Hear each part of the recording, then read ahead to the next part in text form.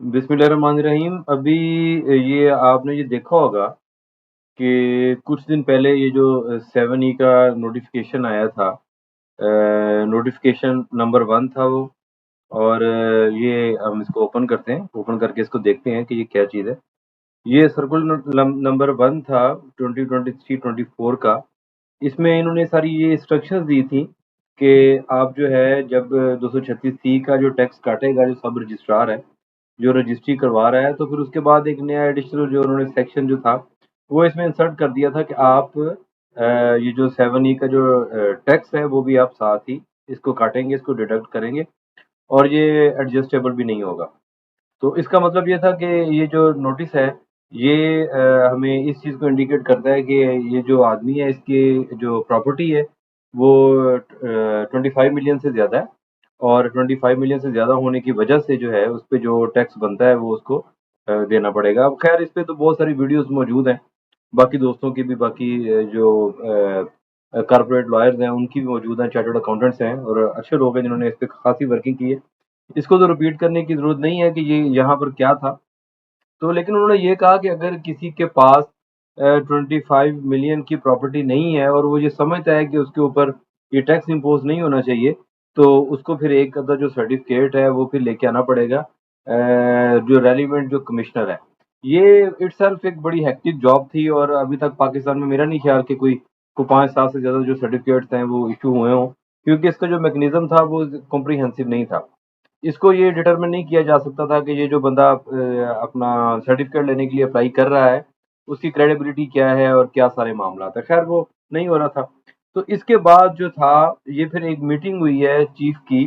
ये जो डेवलपर्स हैं और जो रियल एस्टेट ओनर्स हैं, जो बड़े-बड़े जो काम करते हैं, ये बड़ी-बड़ी सोसाइटीज़ वाले, तो उसमें उन्होंने कहा कि या तो इसका जो मैकेनिज़्म है, वो ठीक किया जाए, उसको ईज़ी किया जाए और इसको इसकी जो रीच है वो एक्सेसिबल की जाए।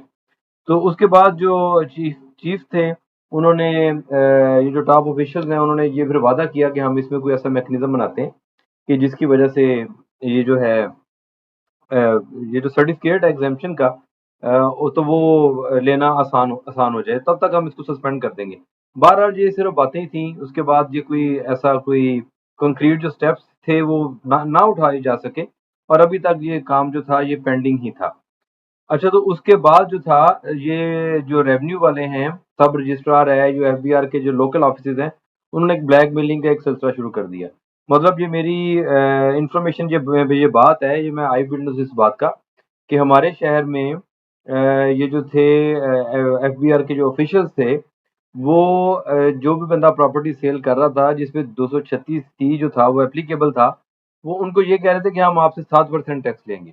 अदरवाइज़ जो सब रजिस्ट्रार को हम रजिस्ट्री पास नहीं करने देंगे, अगर वो पास करेगा तो बाद में हम ऑडिट में उसका नाम लेके आएँगे।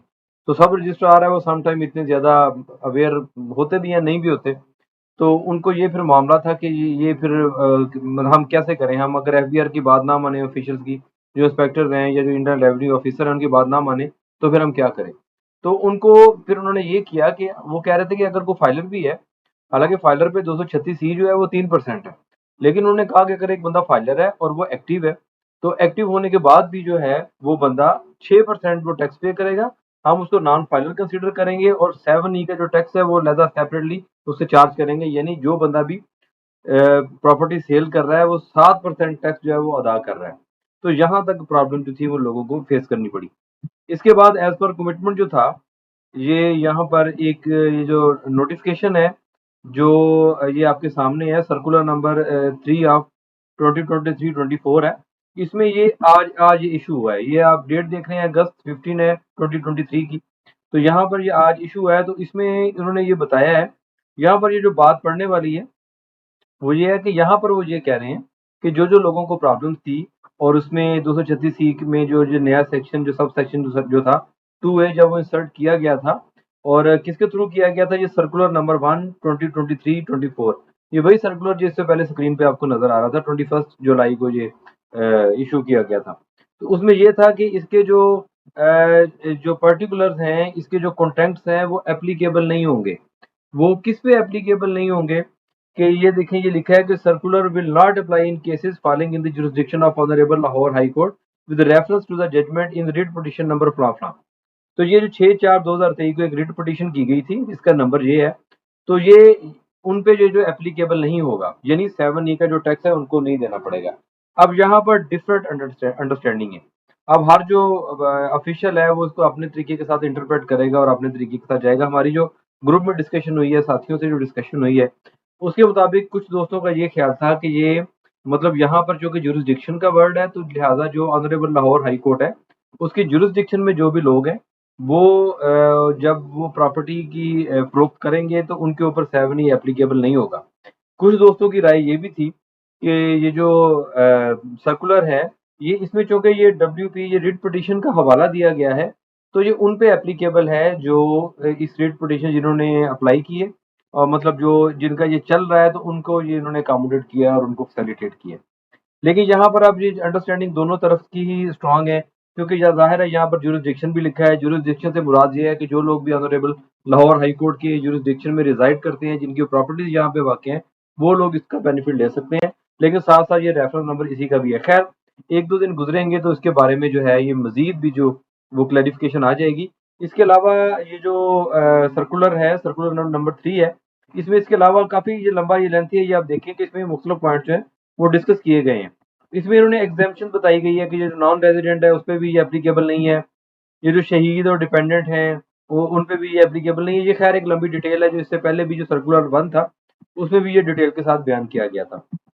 खैर, ये जो सर्कुलर है ये बाइंडिंग है FBR ऑफिशियल्स पे, सर्कुलेट हो चुका है। इसमें ये सारी चीज़ें बता दी गई हैं और ये अगर आप यहाँ पे देखें तो इन्होंने बताया कि किन किन लोगों पे ये एप्लीकेबल नहीं है। तो इसमें से एक ये जो पॉइंट है 2 पैराग्राफ नंबर 2 है, ये ऐड किया गया है कि इन पे भी एप्लीकेबल नहीं है और बाकी जो है वो उन्हीं को दोबारा बार-बार डिस्कस किया गया है जो इससे पहले सर्कुलर नंबर जो 1 था वो उसमें ये मौजूद था। अब ये देखें कि अब ये आ चुके इशू है, जब भी कोई नया कानून आता है, जब भी कोई नई चीज़ आती है तो उस पे एक लंबी बहस शुरू हो जाती है।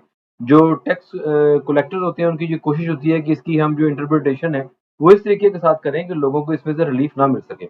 और जो वकला हज़रात हैं, ये जो बाकी जो लोग हैं जो ऐसी फाइनेंशियल सर्विसेज़ देते हैं, उनकी ये कोशिश होती है कि इसको हम इस तरीके के साथ देखें कि इसमें से अवाम के लिए ये जो बेनिफिट है वो मिल सके। खैर, ये 1-2 दिन लगेंगे, इसके बारे में मज़ीद जो है वो राय भी आ जाएगी और फिर आपको इसका मज़ीद बेनिफिट हो जाएगा। ये अगर सर्कुलर आप देखना चाहते हैं तो आप यहाँ से ये इसको स्टडी करने के लिए ये FBR की वेबसाइट पे आप जाएँगे और यहाँ पर ये एक पेज है, यहाँ पर जहाँ पे आपको ये नज़र आएँगे, यहाँ पे स्पेसिफिकली ये चीज़ें होती हैं।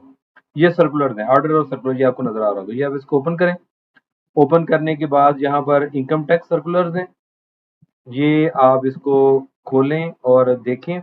यहाँ पर जो है ये सर्कुलर नंबर 1 है जिसमें ये बताया गया था कि जो 7E का जो टैक्स है वो क्या चीज़ और कैसे एप्लीकेबल होगा। उसके बाद ये जो है इसमें जो सर्कुलर नंबर 2 ऑफ 2023, ये आमतौर पे जो सर्कुलर नंबर 2 होता है, ये किसी भी फाइनेंस एक्ट की जो चीज़ें होती हैं जिसमें एम्बिग्यूटी होती है उसको क्लियर करने के लिए होता है। यहाँ पर ये देखें, ये पार्शियल मॉडिफिकेशन का सर्कुलर नंबर 3 ऑफ 2023 है, ये इसको आप डाउनलोड करें और इसको पढ़ें और इसके बाद जो है फिर इसको देखें कि इसमें क्या चीज़ें हो सकती हैं। मेरी जो पर्सनल ओपिनियन है, जो मेरी अंडरस्टैंडिंग है, वो इसमें ये है कि चूँकि जुरिसडिक्शन का वर्ड आ गया है और इसके बाद टीवी पे न्यूज़ भी चल रही हैं, इसमें स्लाइड्स भी चल रही हैं, टिकर चल रहे हैं कि FBR ने जो 7E का जो टैक्स है वो ख़त्म कर दिया गया है। लेकिन बाज़ औक़ात ये जो रिपोर्टर हज़रात होते हैं वो बाकायदा चूँकि टेक्निकली इसको डिस्कस नहीं करते, वो दे देते हैं इसको ऐसे ही, तो फिर उसके बाद पता चलता है कि असल में ये चीज़ें क्या हैं। लेकिन अभी ये दोनों चीज़ें ही हो सकती हैं।